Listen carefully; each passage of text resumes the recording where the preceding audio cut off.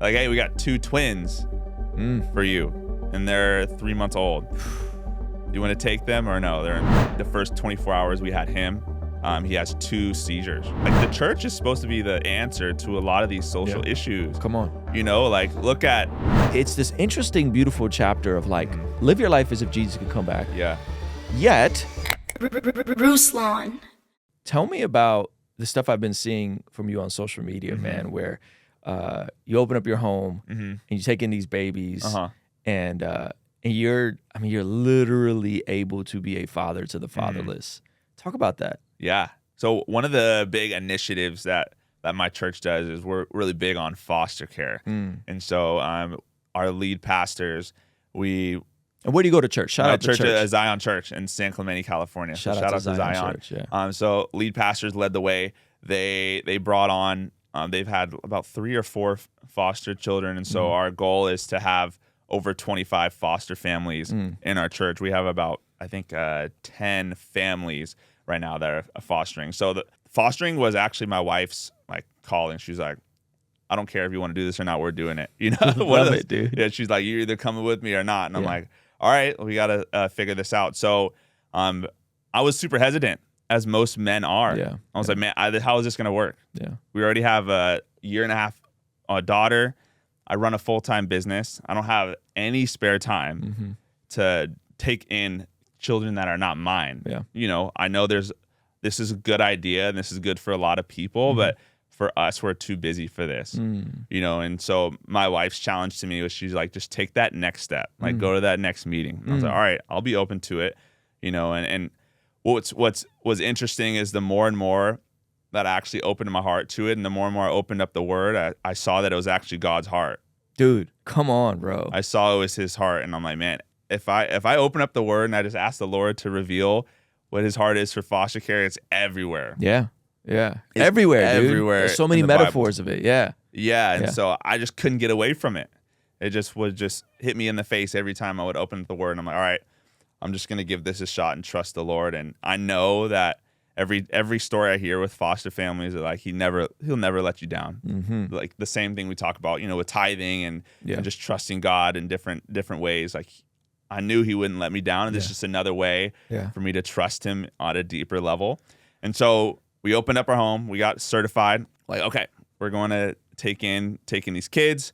Our age range was 2 and under. So they don't like you taking children that are older than your oldest, because sometimes if they have a negative influence, they'll negatively influence your younger kids. So my oldest is like 1.5 years. So all of the kids we're taking are going to be under 1.5 years. And we just moved into a 5-bedroom house. So it was like our dream house. And it was cool because the day we moved into the house, we got our first call for these kids. The day you move into your dream house, I'm not even kidding, you get the first call. Come on. We get the first call, and at that point, we're like, we have boxes in the house, right? Like, I'm talking, if you've ever moved, you know how it is to move. It's a process. So we have boxes all over the place. Our couches and even in there.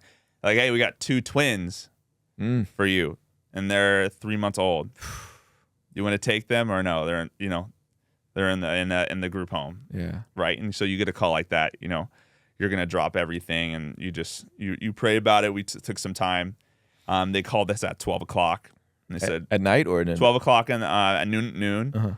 And we called them back 10 minutes later. Like, yeah, we'll take them. Like, okay, pick them up in an hour. Yeah. Right. Pick up twins in an hour. Come on. So I had, and all of you men out there, you know how it is. Like, I didn't have time to process this. I'm like, what are we going to do? I don't have time to take care of 2 babies. And so we bring these babies into our house, and it's cool because our church has such an awesome support system where, you know, we had a support team come around us and help us out. And the twins ended up being a very short-term thing. We only had them for a week, and then they went back to their biological dad. Yeah. So we're like, oh, all right, cool. We'll take a little bit of a break. Yeah. And a month later, we get another call for a 5-day-old baby. He was abandoned in the hospital. Oh my gosh. Said, do you guys want to take this baby? He was abandoned, you know, drug abused. Yeah. And so we said, yeah, we'll take him in. Yeah. So 5-day-old baby, drug abused. We didn't really know his story. The first 24 hours we had him, he has 2 seizures, right? So he has 2 seizures. Oh my gosh. And, you know, this led us to go back into the hospital. So we were in the hospital for a couple of days, Yeah. about 5 days at a time. So this was a whole process I'm brand new to, where, you know, we're in the hospital, we have no idea what's happening. It's a baby. It's not even mine. But, you know, you just feel the Father's heart for these babies, for the disenfranchised. You know, and one of the things that I've grown over the last couple of months, and he's 6 months old now, he's doing amazing. And he's with you guys still. Yeah, he's still with us. Wow. Right. And so it's a completely, you know, unknown process. We don't know the next steps, but we know he's with us now. Yeah. Right. So what's cool is being a man who likes to have everything planned out, like going through the foster care process, nothing is planned. Yeah. You know, Yeah. like you don't even know what's going to happen tomorrow. Yeah. And so you actually have to trust the Lord on what's next. And you try to piece things together. You're like, are we going to have him? Right. Is he going to go back? But really nothing's known. Yeah.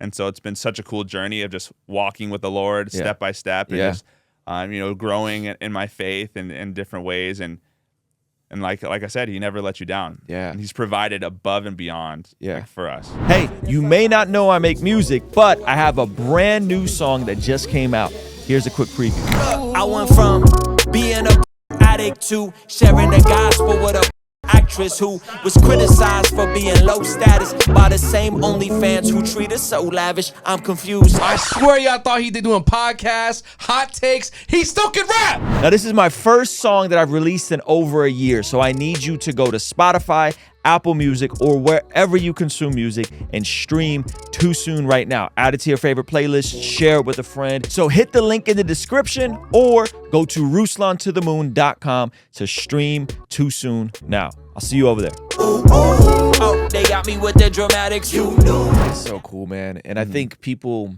I do some stuff offline that I don't talk about publicly, but I don't think people understand the blessing that is. Like, to be a father to the fatherless, to look out for your family, your extended family, to look out for people that are hurting, especially like babies, like the most vulnerable, you know? And I always think about Matthew chapter 25. Matthew chapter 25 is probably my favorite chapter in the Bible. And it starts with the parable of the prepared virgins waiting for the bridegroom versus the unprepared virgins, right? So it's about like, hey, Jesus is like, hey, like be prepared for my return. I'm going to come. You need to be prepared. Yeah. Then the next parable is the parable of the talents, which is all about management and stewardship, right?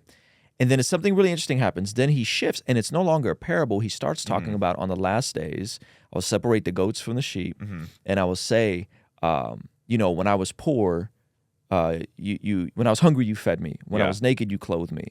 And then he says, well, when would we see you? And he said, whatever you did to the least of these, right? Yep. And then he says to the opposite group, right? And so it's this interesting, beautiful chapter of like, live your life as if Jesus can come back. Yeah. Yet be diligent and faithful and steward what God has given you, your time, talent, and treasure, so that you can care for the least of these, right? Like that succession is so crucial. And it's, in my opinion, it's so missed by so many Christians, right?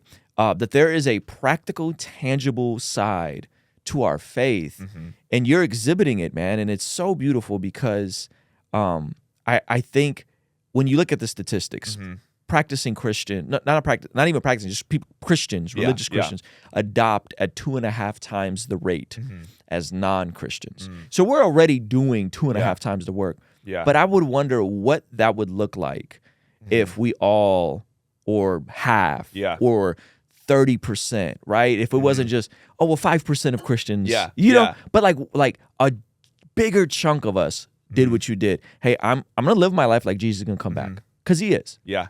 But I'm also gonna be faithful with my time, talent, and treasure. God put something in you. Some of that came from trauma and hurt and scars, but you channeled it into something beautiful with getting a, you know what I mean? Like become a doctor. And then all of a sudden you're like, I'm gonna pivot. I'm gonna even level up even bigger so that you could be a father to the fatherless. Absolutely. And I think the stat is like, if every church were to take in 2 foster children, there would be no foster Come problem on. in the world. Right? Every church Yes. took in 2.